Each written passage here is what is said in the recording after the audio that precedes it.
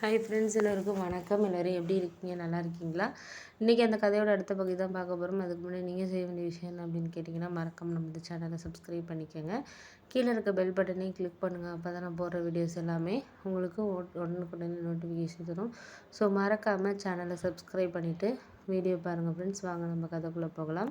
அதுக்கப்புறம் நான் என்ன யோசித்தேன் அப்படின்னா, சில விஷயங்கள் நம்மளுக்கு சரியான ஒரு இதில் நம்ம கொண்டுட்டு போகிறதுங்கிறது நம்மளுக்கு கரெக்டாக இருக்குமா அப்படிங்கிறது நம்மளுக்கு தெரியல. நம்ம பார்த்தோம் ஒரு விஷயத்த கரெக்டாக இருக்குது அப்படின்னு சொல்லிட்டு நினைக்கிற அளவுக்கு இங்கே எதுவுமே நம்மளுக்கு கரெக்டாக இதாகலை அப்படிங்கிற மாதிரி எனக்கு தோணுச்சு.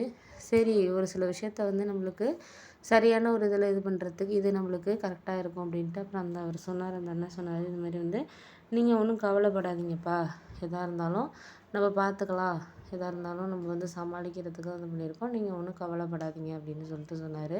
அதனால் நானும் என்ன யோசித்தேன்னா, சரி இது நம்மளுக்கு ஒரு சரியான ஒரு இதில் தான் இருக்குது அப்படின்னு சொல்லிட்டு அதுக்கப்புறம் நான் ஒரு சில விஷயங்களை கொஞ்சம் யோசித்து பார்த்தேன். சரி, இதுதான் நம்மளுக்கு சரியான ஒரு முடிவாக இருக்கும் அப்படின்னு சொல்லிட்டு நான் ஜாயின் பண்ணிக்கிறேன்னே. ரூமெல்லாம் அவங்களே கொடுக்குறேன்னு சொல்லியிருக்காங்கண்ணே, அதனால் அப்படின்னோடனே சரிப்பா, ரொம்ப சந்தோஷம், நீங்கள் ஒரு 2-3 நாள் தங்கிட்டு அப்புறம் நானே அழைச்சிட்டு உன்னை ரூம் எல்லாமே உனக்கு செட் ஆகுதா என்னென்னு பார்த்துக்கலாம், சாப்பாடெல்லாம் எப்படி இருக்குது என்னன்ட்டு இது பண்ணிக்கலாம் அப்படின்னோன்னா, ரூம் ஃப்ரீயாக இருக்கனால உனக்கு அது தங்குற செலவுங்கிறது ஒரு 3000-4000 மிச்சம் தானே, அதனால் நீ அந்த ரூம் பசங்க ரூம்லேயே தங்கிக்கோ, நான் யாராச்சும் தெரிஞ்ச பசங்க இங்கே இருக்காங்களா என்னன்ட்டு நான் அவருக்கு, அந்த பையனுக்கு தெரிஞ்ச பையனுக்கு நான் செல்வத்துக்கு அடித்து கேட்குறேன் அப்படின்னோடனே சரின்ட்டு மறுநாள் எனக்காக அவர் கால் பண்ணி எல்லாரும் கொஞ்சம் விசாரித்தார். அப்போ தான் உங்கள் ஊர் சைடில் உள்ள ஒரு பையனே இங்கே இந்த ரூமில் இருக்காராம்ப்பா, அவர் சொல்லி விட்றேன் அப்படின்னு சொல்லிட்டு சொன்னார். நீங்கள் அதை பற்றி ஒன்றும் கவலைப்படாதப்பா, நீ அதையெல்லாம் நினச்சிக்கிட்டு இருக்காத. சில விஷயங்கள் நம்மளுக்கு கொஞ்சம் புதுசில் கொஞ்சம் கஷ்டமாக தான் இருக்கும். அப்புறம் போக போக அதெல்லாம் சரியாயிடும். நீ என்னடா இது, நம்ம 25,000 வேலையை விட்டுட்டு 20,000 வேலைக்கு வெளியூர் வந்திருக்குமே அப்படின்னு நினைக்காத. இதிலேருந்து நிறைய விஷயங்கள் நீ கற்றுக்க போகிற அப்படின்னு ஏன்னா ஒரு இடத்துலேருந்து நம்ம இன்னொரு இடத்துக்கு போகிறப்போ எல்லாமே சரியாக நடக்கும் அப்படிங்கிறத நம்ம பார்த்துக்கலாம். கொஞ்சம் பொறுமையாக இருப்பா அப்படின்னோடனே சரிண்ணே, நானும் பொறுமையாக தான் இருக்கிறேன், எனக்கு ஒன்றும் இது இல்லை, இருந்தாலும் மனசளவில் கொஞ்சம் கஷ்டமாக தானே இருக்குது அப்படின்னோடனே, அதெல்லாம் நினச்சி நீ மனசை போட்டு எதையும் நீ குழப்பிக்கிட்டு இருக்காத, எல்லாம் நல்லதாகவே நடக்கும், நீ ஒன்றும் அதெல்லாம் போட்டு மனசை போட்டு எதை யோசிச்சுக்கிட்டு இருக்காப்பா அப்படின்னோடனே சரிண்ணே, நானும் நாளைக்கு போய் பார்ப்போம், அந்த பையன் யார் என்னன்ட்டு பார்ப்போம் அப்படின்னு சொல்லிட்டு அப்புறம் போனோம். மறுநாள் அந்த அண்ணன் அழைச்சிட்டு போனார். போனதுக்கப்புறம் இங்கே என்னாச்சுன்னு பார்த்தீங்கன்னா, எனக்கு என் வீட்டில் எங்கள் அண்ணனோட படித்தவர் தான் அவரும். எனக்கு ஓரளவு தெரிஞ்சிச்சு. எங்கள் ஊர்லேருந்து ஒரு 2 கிலோமீட்டர் தூரத்தில் தான் இருந்துச்சு. எனக்கு அவர் ஸ்கூல் படிக்கிற டயத்தில் நான் அவரை பார்த்துருக்கேங்கிறதுனால அவர் நீ இங்கே சேர்ந்துருக்கியாப்பா, சரி, ஆனால் அவர் கிட்டத்தட்ட 40,000 கிட்ட சம்பளம் வாங்கிட்டு இருந்தார். ஆனால் கல்யாணம் ஆகலை. அண்ணன் லவ் மேரேஜ்னால சீக்கிரம் பண்ணிட்டார். இவர் அந்த அளவுக்கு கொஞ்சம் லேட்டாக அவருக்கு அக்கா, அதுக்கப்புறம் ஒரு தங்கச்சி எல்லாத்தையும் கல்யாணம் பண்ணி கொடுத்துட்டு கல்யாணம் பண்ணணும் அப்படிங்கிற மாதிரி வெயிட் பண்ணிகிட்டு இருந்தார். ஓகே அப்படின்னு சொல்லிட்டு நானும் என்ன பண்ணேன்னா, சில விஷயங்கள் நம்மளுக்கு சரியான ஒரு இதில் நம்மளுக்கு கிடைக்கிறதுங்கிறது நம்மளுக்கு கொஞ்சம் கஷ்டம்தான். ஒரு சில நேரத்தில் நம்மளுக்கு எதிர்பார்த்த மாதிரி சில விஷயங்கள் அமையும், சில இடத்துல அமையாது. அதுதான் உண்மையான ஒரு விஷயம்.